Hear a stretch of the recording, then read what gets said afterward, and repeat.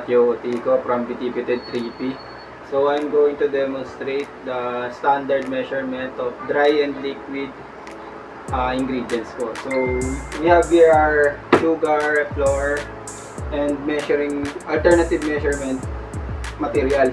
So yung ginamit ko pong material dito is, so we have here our alternative material na ginamit since wala po kaming mga material na sinabi na measuring cups and spoon po. So I have here meron po na scoop or 1 scoop po. Then ginamit ko po siya from my supplement powder. So we have here our for liquid ingredients, yung shot glass na po yung ginamit ko. I believe na ito po yung nagpo-consist na 33 to 40 ml.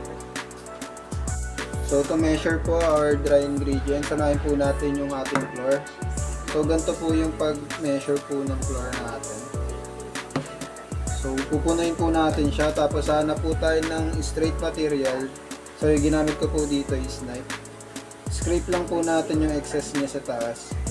Then okay na po siya. So sa isa naman po nating dry ingredients is yung sugar po. Since wala po aming white sugar, brown sugar lang po yung available. And show ko na lang po yung difference ng bawat isa.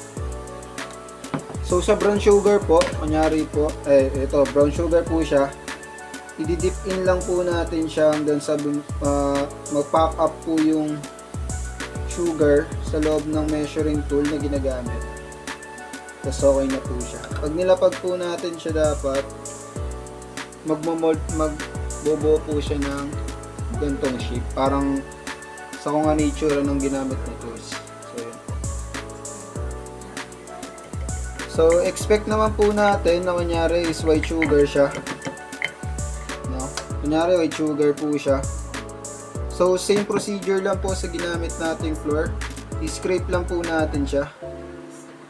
Yan, tanggalin po natin mga excess. Tapos ready to go na po siya. Yan.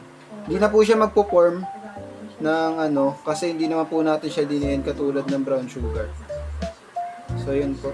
So for our liquid ingredients naman po is witch oil po yung gagamitin. So ito nga po yung alternative na ginamit ko, which is 33 to 40 ml po yung size na ito. So yun, pupunuin lang po natin siya hanggang sa yun.